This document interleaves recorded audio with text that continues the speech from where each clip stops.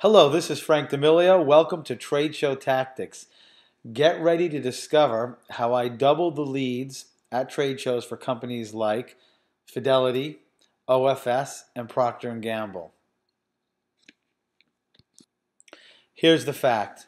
Most exhibitors are burning their trade show dollars. Want proof?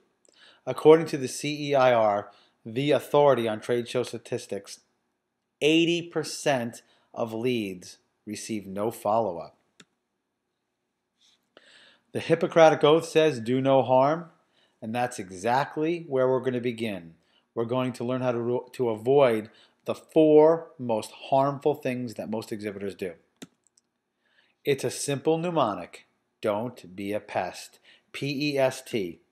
Each one of those letters represents a different strategy. The first big mistake that people make is they put up barriers between themselves and the attendees. Take a look at this. That is the wrong setup. You can see the aisle where the people are, the booth is set up, and right at the aisle they put the long table. That creates a barrier between you and your prospects. Avoid that at all costs. Instead, move the table to the back, and now you have an open area where people can be invited in. Another example would be to take the table and just put it to the side. 2 great ways to avoid putting up barriers. Next, eating in booth. Well, clearly, you don't want this guy helping you. But the other thing that people forget is that if you're eating at a booth, even though somebody's passing and is interested in your product or service, nobody wants to disturb somebody having lunch. So what they're going to do is they're going to keep walking, and they're probably never going to get back to you. S, just don't sit in your booth, even if it's in one of the bar stools. The reason is because when you're sitting, people are polite. They don't want to make you get up. And finally, the T, talk. And what I mean by talking is, if that's your trade show team, you should not be standing in a circle talking because it's intimidating to people walking by. In addition, talking on a cell phone, nobody in your booth should be talking on a cell phone. Get them out of there because it repels people. There you have it. Don't be a pest. Don't put up barriers, eat in the booth, don't sit, and don't talk on the phone and to your own people. That is how you do no harm. If you just do that, you're going to be head and shoulders above the rest. Now we're going to talk about building the totem pole to success. Now that we're not sabotaging our own efforts, here's what has to happen at a trade show. You must stop people. They won't stop on their own. Qualify them in under 30 seconds.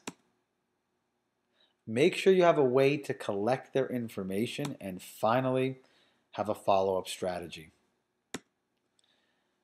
Another nifty way to remember things is hug all prospects masterfully. Each one of the letters represents one of the things you need to remember. Do keep in mind that you are in sales if you're on the trade show floor. You don't have to look like this guy, but you do need to be open and ready to meet people and put yourself out there. Have a little bit of a thick skin.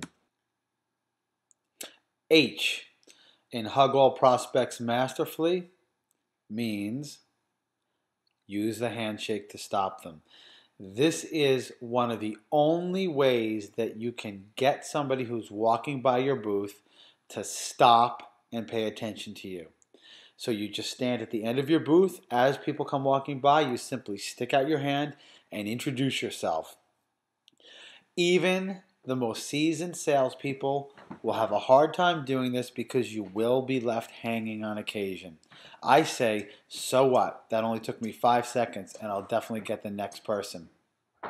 Use the handshake to stop the traffic. Without stopping them, all else is for naught. Here's a Jedi mind trick.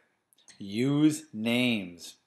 The trick is, as somebody's approaching your booth, glean their name off their badge, look away, and then just as they're approaching you, hey Frank, how you doing? Act as if you know them. They will reciprocate and act as if they know you with a smile and be very friendly and open. And even when they realize they don't know you, they never go back in their friendliness. It keeps them open. G, give a gift.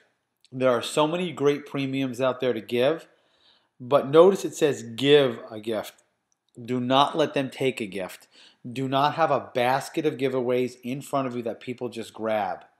Because the law of reciprocity says if you give somebody something, they feel beholden to give you something back. And that something is a little bit of time. So you can just take it and hand it to somebody, say a gift for you. The A in all prospects masterfully stands for ask. What do I mean by ask? Don't be this guy, the walking billboard, the walking brochure. When somebody stops, they just vomit the entire brochure onto them, all their products and services. That is a waste of time. You're burning trade show dollars. Instead, you need to qualify them. Yes, I want you in this booth because you can use what I sell, or no, you are not a qualified prospect and I want you out. And you need to do that in 30 seconds or less. Here's how. You ask 3 simple questions. So you see Frank walking down. Frank, tell me about what do you do? Who do you use for whatever product or service you're selling? And are you happy with them? In those 3 questions, you immediately can qualify them. And once they're qualified, then and only then do you tell them in 15 seconds or less what makes you different and better. That simple. The P stands for permission. I once had a big client tell me, it's better to beg for forgiveness than ask for permission. And you know what? In sales, generally I agree. In life, I definitely agree. In trade shows, completely wrong. It is better to ask for permission. That's right. Ask for permission to follow up with a call. It's this simple. Dave, thanks so much for coming over to our booth. It's a busy show. I'm sure you want to check out a lot of the other booths. Would it be okay if we continue this conversation at another time? Can I follow up with a call? The reason 80% of leads are not followed up upon is because people do not do this. If you ask permission, now you can get a date and time to follow up with a call and you can get the best number. You just set an appointment. If they say no, don't worry. Ask if you can add them to your newsletter. And now you're building your database. This is the worst way to collect leads, and this is another way you burn your trade show dollars. This is why people do not follow up on their leads. That's a mess. That's like cold calling. Instead, get a scanner and scan their badge and take notes. If the scanner has a keyboard, you need to take notes. If the scanner does not have a keyboard, you need to get the name and have a form like this, which has the most important stuff. If you scan them, you just need to put their name. Now, if there is no scanner available at all, you'll just need these forms, and you just fill them out on mini clipboards. The most important thing here, though, is at the bottom, rating. An A rating is, yes, they use products and services like mine, and no, they are not 100% happy with their vendors. And yes, they said we can continue this conversation at another time with a follow-up phone call. That is an A rating.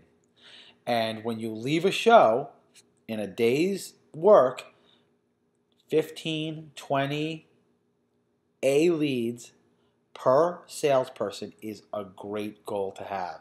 And those will be followed up. Why? Because you hand them to your salesperson and you say, they use what we sell. They are not happy. They are expecting a call from you on Tuesday.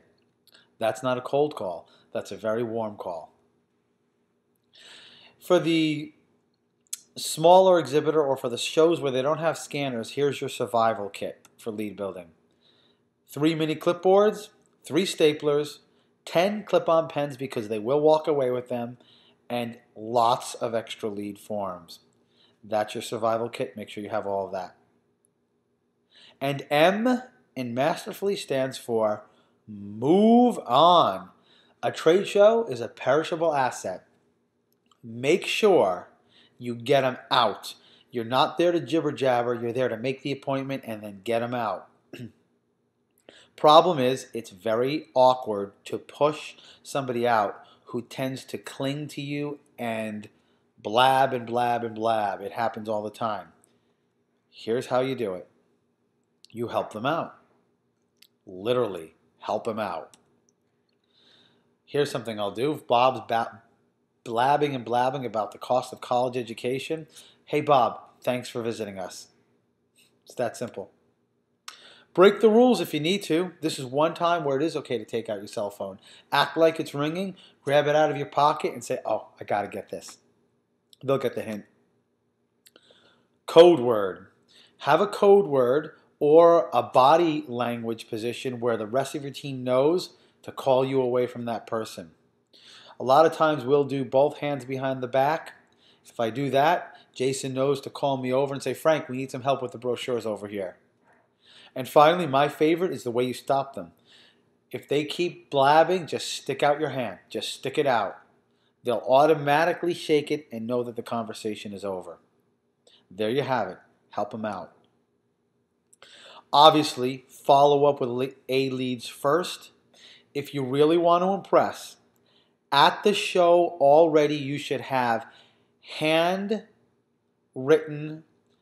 thank you cards with just their name blank and a place for their address blank. Everything should be filled out. A stamp should be on it. And so at the end of the show when the lights are going down, you can write your A leads, which is only a small handful. You can write them a thank you. Just put their name in and put their address. And on the way out, dump it in the mailbox. It'll be on their desk many times before they get back to their office if they're flying. That's super impressive. Everybody follows up with email. You should too. Thanks for stopping at our booth. Looking forward to talking to you on Wednesday at 12 o'clock. And finally, the follow-up call is no longer a cold call. It's a warm call, and the sales script starts this way. Hey Bob, you stopped into our booth at the show. This is Frank, and you agreed to continue our conversation today. How's it going? Because once you say you agreed to continue our conversation, that's an easy call to make, and that's one of the reasons people will follow up on your leads because they're ranked. There it is. Don't put up barriers. Don't eat in your booth. Don't sit. Don't talk on the phone. Don't talk to your own people in the booth while people are walking by. Do no harm. Hug all prospects masterfully. Use that handshake to stop them. Always use their name off their badge. Give them a gift. Don't let them take a gift. Don't tell them. Ask them questions so that you can qualify them. Ask them permission for a follow-up call and then get them out. Move them on. In this way, you are now equipped to stop traffic, qualify them in under 30 seconds, glean their information in a way that makes sense and rank them, and follow up not with a cold call, but a very warm call. That will lead to more sales. If you practice these procedures, I guarantee you'll stop burning trade show dollars and you will start earning them. We hope you enjoyed this from Target Intellect. Please make sure you visit our website, www.targetintellect.com. If you're looking for us to double your leads, just give us a call. And also, special thanks to SlideShare, helping us improve the trade show industry 1 million exhibitors at a time.